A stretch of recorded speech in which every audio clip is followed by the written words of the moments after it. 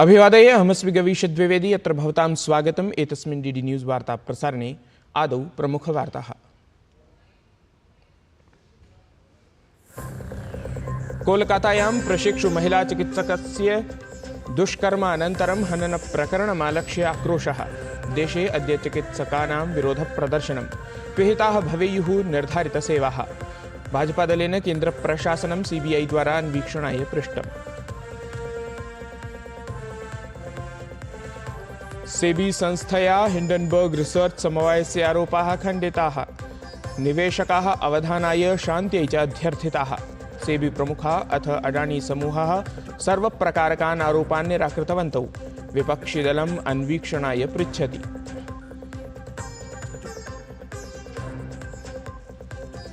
इलाहाबादोच्चन्यायालये अद्य श्रीकृष्ण जन्मभूमि प्रकरणस्य भवेत् वादश्रवणम्।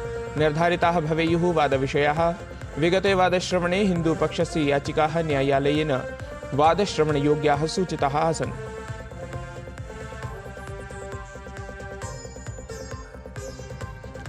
पर्वतारभ्य क्षेत्राणि यावत् वृष्टेः प्रकोपः। वर्धमानः अस्ति नदीनां जलस्तरः। मार्गेषु अस्ति जलपूरस्थितिः। एतस्मिन् सप्ताहे उत्तरे पूर्वोत्तरे च भारते अत्यधिकवृष्टेः अस्ति सम्भावना।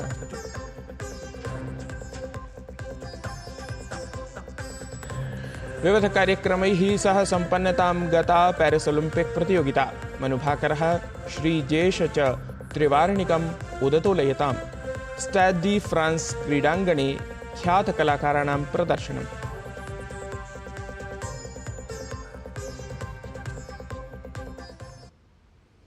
इलाहाबादस्थिते उच्चन्यायालये अद्य श्रीकृष्ण जन्मभूमि प्रकरणे वादश्रवणं भवेत्। वादश्रवणावधौ एतस्य प्रकरणस्य मुख्यविषयाः निर्धारयिष्यन्ते। वस्तुतः ऑगस्ट मासस्य प्रथमे दिनाङ्के इलाहाबादोच्चन्यायालयेन हिन्दूपक्षस्य 18 याचिकाः वादाय योग्याः सूचिताः आसन्। तदनन्तरम् अवरन्यायालये एतेन वादेन सम्बद्धानि प्रकरणानि श्रवणाय पृष्टानि आसन्। एतस्य आदेशस्य अनन्तरं मुस्लिमपक्षेण शीर्षन्यायालयः गतः आसीत्। परं शीर्षन्यायालये निर्धारितम् ऑगस्ट मासस्य 9 दिनाङ्कीयं वादश्रवणम् अग्रगतमासीत्। शीर्षन्यायालयेन इदं कथितमासीत् यत् उच्चन्यायालये एतस्य वादस्य श्रवणानन्तरं प्रकरणेऽस्मिन् चर्चां करिष्यामः।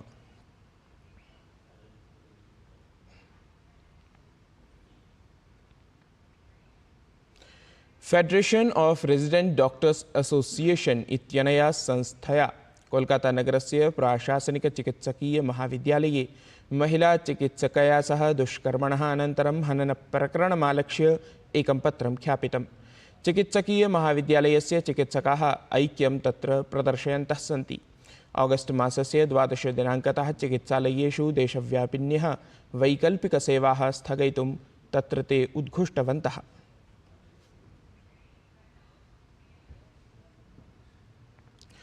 फॉर्डा इत्यनया संस्थया देशव्यापिन्यः सेवाः स्थगयितुं तत्र घोषणा कृता। कोलकातानगरे महिलाचिकित्सकया सह तत्र दुष्करणं प्रकरणं जातम् इति तु विदितमेव। अग्रिमा तावत् वार्ता अस्ति। प्रधानमन्त्री 61 सस्यानां 9,100 नूतनप्रकारान् लोकार्प्य कृषकैः कृषिवैज्ञानिकैः च सह गतदिने संवादं कृत्वा एक्स इति जनसञ्चारमाध्यमे लिखितवान् यत् वयं भ्रातृभगिनीस्वरूपान् कृषकान् सशक्तान् कर्तुं प्रतिबद्धाः स्मः।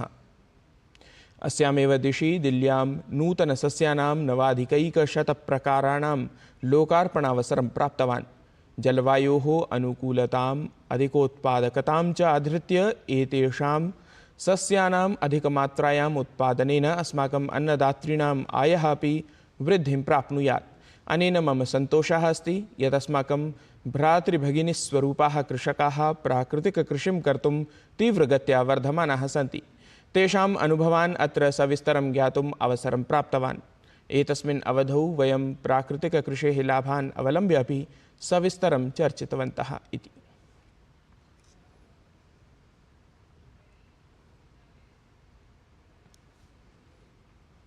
भारतीय प्रतिभूति विनिमय मंडलस्य अध्यक्षा माधवी पुरी बुच इत्यसौ तस्याः च पतिः धवल बुच इत्यसौ शॉर्ट सेलर हिंडनबर्ग रिसर्च इत्यस्य समवायस्य आरोपान् खण्डितवन्तौ। संयुक्तराज्य अमेरिकादेशस्य निवेशानुसन्धातृसमुदायस्य आरोपः अस्ति यत् माधवीपुरी बुच् अथ धवल बुच् इत्येतयोः सविधे अडानी समूहसम्बद्धासु संस्थासु सहभागिता अस्ति। बुच् इत्यसौ च एकस्मिन् वक्तव्ये अकथयत् यत् तदीयः आयः तदीयं च जीवनं पूर्वमेव सार्वजनिके स्तः। असौ क्रमेऽस्मिन् अकथयत् यत् गतवर्षेषु सेबी इति भारतीयप्रतिभूतिविनिमयमण्डलाय प्रत्येकमपि आवश्यकपत्रम् अस्माभिः समर्पितं गतम्। तयोः कथनमस्ति भविष्ये अपि सर्वविधसहयोगाय आवां सन्नद्धौ भविष्यावः। यदा च आवां भारतीयप्रतिभूतिविनिमयमण्डलेन सम्बद्धाः न आस्तां तदानीन्तनानि अपि वित्तपत्राणि अन्वीक्षणे अपि आवयोः समस्या नास्ति। हिंडनबर्ग समवायेन 15-द्विसहस्रतमवर्षीयः निवेशः उद्धृतः आसीत्। माधवी बुच् इत्यस्य च सेबी इत्यस्यां संस्थायां पूर्णकालिकसदस्यरूपेण नियुक्तिः 17-द्विसहस्रतमे वर्षे जाता आसीत्। 20-द्विसहस्रतमे च वर्षे अस्याः सेबी संस्थायाः अध्यक्षदायित्वं प्रदत्तं गतमासीत्। पूर्वकेन्द्रीयमन्त्री राजीव चन्द्रशेखरः हिंडनबर्ग वृत्तमालक्ष्य कांग्रेस दलम् आक्षिप्तवान्। तेन उक्तं यत् विश्वस्य सुदृढार्थकप्रणाल्याः दुष्प्रचारार्थम् एतत् अन्यतमं षड्यन्त्रम् अस्ति। विश्वस्य तीव्रगत्या विवर्धमानायाम् अर्थव्यवस्थायाम् अराजकताम् उत्पादयितुम् एषः प्रयासः कृतः अस्ति। षड्यंत्र रचा रहे हैं कोई लोग बाहर के बैंक्स और कांग्रेस के साथ मिलकर एक तरह से हमारे स्टॉक मार्केट, हमारे फाइनेंशियल सिस्टम में डिस्टेबिलिटी, हमारे फाइनेंशियल सिस्टम को डिस्क्रेडिट करने में और हमारे इन्वेस्टर्स के मन में कॉन्फिडेंस कम करने की एक तरह से कॉन्स्पिरेसी रचा जा रहा है। 10 साल में नरेंद्र मोदी जी ने इस पूरे फाइनेंशियल सेक्टर को उठाकर मजबूत कर एक तरह से उनका करप्शन पूरा क्लीन करके उन्होंने दुनिया के सबसे बड़े और सबसे सशक्त आर्थिक व्यवस्था उन्होंने खड़ा कर रखा है देश में। हिंडनबर्ग इत्यस्य नूतनवृत्तस्य प्रख्यापनेन देशे राजनीतिकम् आरोपप्रत्यारोपणम् आरब्धमस्ति। हिंडनबर्ग वृत्तम् आलक्ष्य भाजपादलस्य सांसदः सुधांशुः त्रिवेदी विपक्षम् आक्षिप्तवान्। असौ उक्तवान् यत् कतिपयेषु वर्षेषु यदा यदा संसत्सत्रम् आरभते तदा तदा एकं वैदेशिकवृत्तख्यापनं भवति। हिंडनबर्ग वृत्तं संसत्सत्रात् पूर्वं जनवरी मासे ख्यापितम् आसीत् इति। वर्षों से जब जब भारत में संसद का सत्र चलता है तब तब विदेश में कोई ना कोई रिपोर्ट छपती है। याद करिए, बीबीसी की डॉक्यूमेंट्री संसद सत्र शुरू होने से ठीक पहले आई थी। जनवरी में हिंडनबर्ग की रिपोर्ट बजट सत्र शुरू होने से ठीक पहले आई थी। कभी रिलीजियस फ्रीडम की रिपोर्ट आती है, कभी किसानों को लेकर कमेंट आता है विदेश से, तो कभी ग्रेटा थनबर्ग का स्टेटमेंट। ये सारे सीक्वेंस जाके देख लीजिएगा, संसद सत्र के दौरान ही आते हैं। और आज बरबस विपक्ष ने जब संसद सत्र का विषय उठाया तो ये और साफ हो गया कि इसका मतलब ये संदेह बहुत गहरा हो जाता है कि सीमा पार से विपक्ष के कुछ ऐसे तार जुड़े हुए हैं कि भारत के हर संसद सत्र के दौरान एक अव्यवस्था का वातावरण उत्पन्न किया जाए। दिल्ल्यां भाजपादलस्य राष्ट्रीय महासचिवः तरुणचोघः भाजपादलस्य सांसदपदासीनः बांसुरी स्वराजः त्रिवर्णध्वजयात्रायां सम्मिलितौ। यात्रावधौ बांसुरी स्वराजः अवदत् यत् प्रधानमन्त्रिणः मोदिनः आह्वाने प्रतिगृहं त्रिवार्णिकध्वजाभियानम् अधुना आन्दोलनत्वेन परिवर्तितमस्ति। एतस्मिन् अवधौ गृहेषु त्रिवार्णिकध्वजोत्तोलनाय तया आह्वानं कृतम्।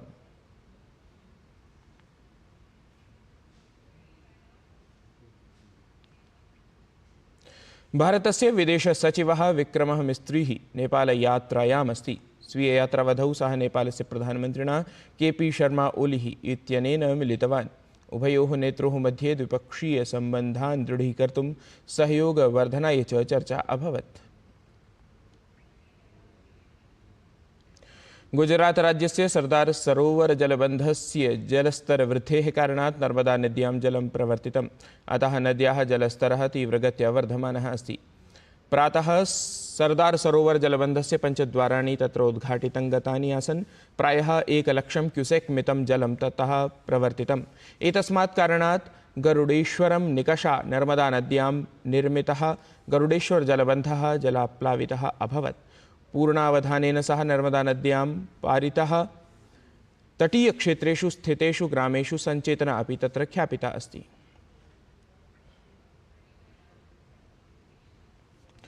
उत्तराखण्डस्य केदारनाथोपत्यकायां भूस्खलनप्रभावितक्षेत्रे भारतीयवायुसेनायाः साहाय्योद्धाराभियानं सम्पूर्णम् अभवत्। अभियाने गौरीकुण्डात् आहत्य 18,200 जनाः रक्षिताः। तत्र मेघस्फोटकारणात् विनाशकारकं भूस्खलनम् अभवत्।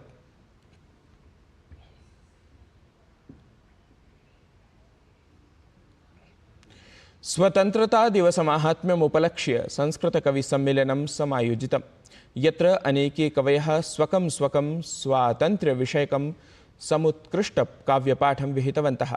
काव्यपाठेन सहैव गीतप्रस्तुतिः अपि सर्वैः श्रवणगोचरीकृता। काव्यपाठं गीतिप्रस्तुत्यादिकं श्रावं तत्र उपस्थिता जनता मुग्धा इव समालक्षिता।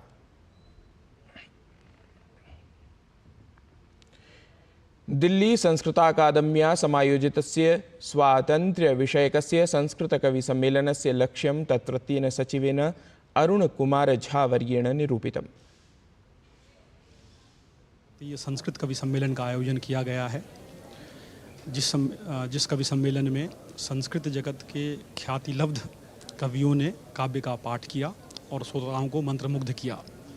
सर्वविदित है कि आने वाले 19 अगस्त को संस्कृत दिवस है। अकादमी ने संस्कृत दिवस के लिए भी अनेक कार्यक्रम आयोजित करने का प्रोग्राम किया हुआ है। स्वातन्त्र्यविषयकान् श्रवणप्रियान् परं भावगम्भीरान् अपि काव्यपाठं श्रुत्वा उपस्थितैः सर्वैः स्वातन्त्र्यस्य महिमा पुनः पुनः अनुभूतः। स्वदेशधरणौ स्वकीयमनुजा विपत्तिं गता, विसृष्टगृहजीविका पशुधनाश्च निष्पेषिता, भ्रमन्ति शरणार्थिनो शिबिरसौधधूलौ हता, विभाजन विभीषिका क्षतविवर्धिका साम्प्रतम्। सर्वथा समैश्च त्यज्यतां जातिवर्गभेदभावना, यत्नतः सदा विधीयतां राष्ट्रमङ्गलस्य साधना। पुनरपि श्रमेण प्राप्यतां राष्ट्रवैभवं तु यद्गतम्। दिक्षु दिक्षु रविमरीचिकाः प्रबोधयन्ति भव्यभारतम्। स्वातन्त्र्यार्थं वीराणां राष्ट्रप्रेमिणाम् उत्कृष्टभावभूमेः सगद्यमपि निरूपणं तावत् अत्रैव शृणुमः। अस्माभिः स्वातन्त्र्यं शमदमतपोभिः अर्जितमस्ति, अहिंसया अर्जितमस्ति। बहवः जनाः तदापि स्वीयान् प्राणान् दत्तवन्तः, परन्तु परेषां प्राणं न आदत्तवन्तः। अस्माकं स्वातन्त्र्यवीरः शोकं भयं परित्यज्य आनन्देन श्रद्धया स्वीयान् प्राणान् दत्तवन्तः। क्रीडायाः महाकुम्भः पेरिस् ओलम्पिक् प्रतियोगितायाः समापनम् अभवत्। भारतीयसमयानुसारं रविवासरे रात्रौ आयोजिते पेरिस् ओलम्पिक् इत्यस्य समापनसमारोहे सहस्रशः क्रीडकाः अन्ये गणमान्याः च उपस्थिताः अभवन्। भारतपक्षतः मनुभाकरः, हॉकीक्रीडायाः क्रीडकः PR श्रीजेशः च समारोहे देशस्य ध्वजवाहकौ आस्ताम्। स्टेट् डी फ्रांस् इत्यस्मिन् क्रीडाङ्गणे आयोजिते एतस्मिन् समारोहे फ्रांस् देशस्य राष्ट्रपतिः इमानुएल् मैक्रोन् इत्येषः अपि उपस्थितः आसीत्। समापनसमारोहस्य परम्परानुसारं पेरिस् नगरस्य मेयर् पदासीना एने हिडाल्गो इत्येषा 28-2000 ओलम्पिक् प्रतियोगितानां समायोजकाय संयुक्तराज्य-अमेरिकादेशाय ओलम्पिक् ध्वजं समर्पितवती। एतत् हि वार्तासंस्करणम् अधुना सम्पद्यते। अभिनवाभिः वार्ताभिः सह पुनः उपस्थास्यामः। तावन्मङ्गलं भूयात्।